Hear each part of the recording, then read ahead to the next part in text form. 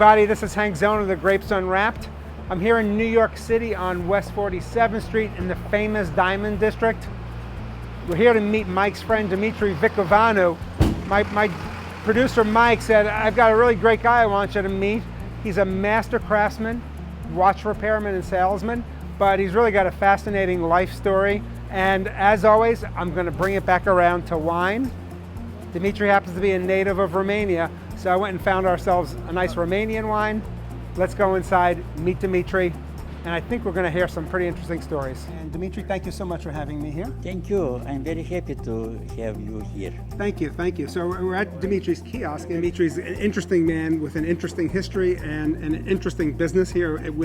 You do high-end watch repair and sales, and you also are native to Romania, and you happen to be a lover of wine. And I always love to talk with people who are craftsmen, who love what they do, have a passion for what they do, but also love the enjoyment of wine. Thank you. Yeah, because the wine and the watches has something in common.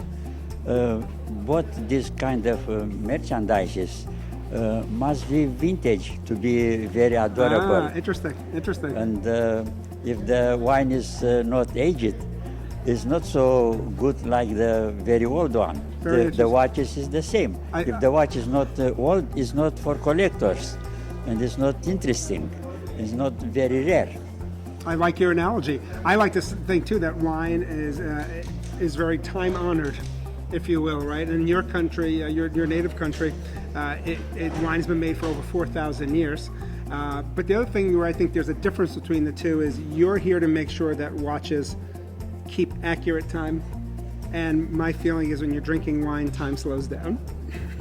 Yes, right. The watches remain. The wine is perishable because it's more adorable to be used in celebration, and it's not to put on the side to forget they exist. Like some people do with their collections of, yes. of watches. So, yes, right. So you came to this country in the 1990s? 1998. 1998. And you had a background in art restoration, correct? In any kind of museums artifacts. This is for painting, archaeological artifacts, textile, paper, and furniture, and of course clock and watches. But when you settled here, you realized, I think you told me earlier, you didn't have the space that you needed to do real art restoration, so you really focused on. Yes, in New York it's very expensive, the space, and yes, it is. to have restoration for big objects need to have big space and cost a lot of money, and this must be a balance between these two to do. And I choose to do watches and clocks because these are small and need not so much space. Mm-hmm. And it's also very good retributed for this. I'm afraid to actually touch your hands because they probably should be insured with such fine craft work that you do. You have all kinds of people coming in though. I mean, I'm embarrassed to say this. I don't wear a watch any longer, yes. but a lot of people do, and they collect watches as well. So business is actually still very good, isn't it? Yes, it's very good because the watch is a part of the vestimentation. Had other well-known people come in here to have their watches repaired? Yes, a lot of people which work in the movie industry and big collectors and big personalities. I receive a watch from New Jersey from somebody relative with Kennedy, and I restored the Cartier from the Kennedy. I have photograph for this. Wow. I was very happy. There was an inscription on the back. Another time I restored a clock for Sotheby's, was from Lincoln, the clock for the desk clock. And was sold there. Impressive. And this, many times I'm so happy to handle very important pieces, and this is for me more payment as the time which it's part of that pride that you have in your craftsmanship. Yeah, yes, right. So you're solving mysteries. Yeah. You're doing research. You're doing historical research. Really, yes, in a lot of cases when you're working on these. a huge library for this. I have one serious watch question for you. Yes. Do people bring Mickey Mouse watches in to get fixed?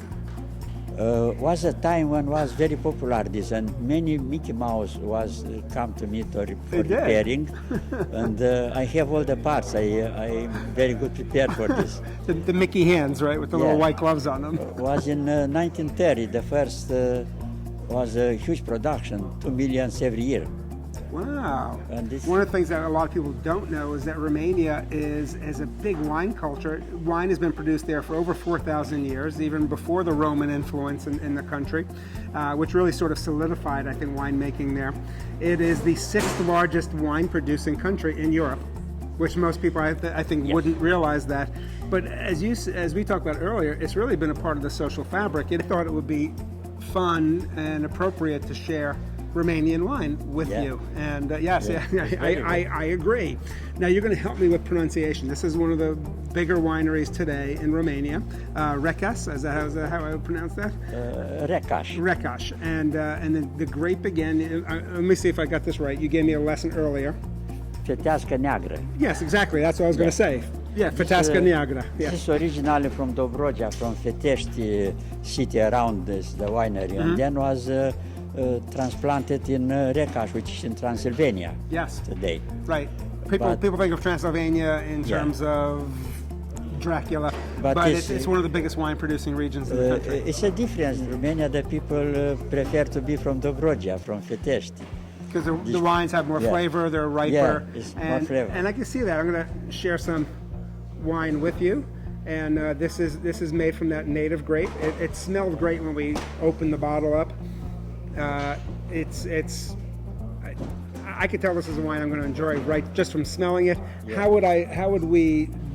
What would we say if we were saluting one another, doing cheers in Romania? What's the phrase? La mulți ani.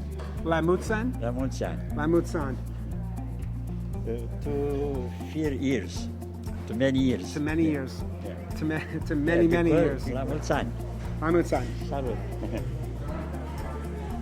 That's a nice way to start the day, isn't it? Yes. This is a really nice wine. It's a medium-bodied wine. It's got a lot of nice fruit to it there, kind of like a good red fruit taste, nice like a raspberry kind of a zip to it.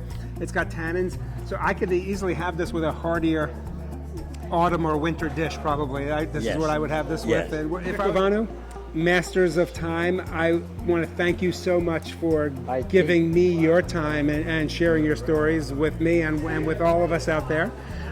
Let's do one more salute to folks out there. La mulți ani. La mulți ani. And I thank you very much for this. And this is good in advertising for both, for watches and for wine. Must be old enough to be good appreciated. Absolutely, absolutely. This is Hank Zona of the Grapes Unwrapped. We'll see you next time. Thanks for checking in.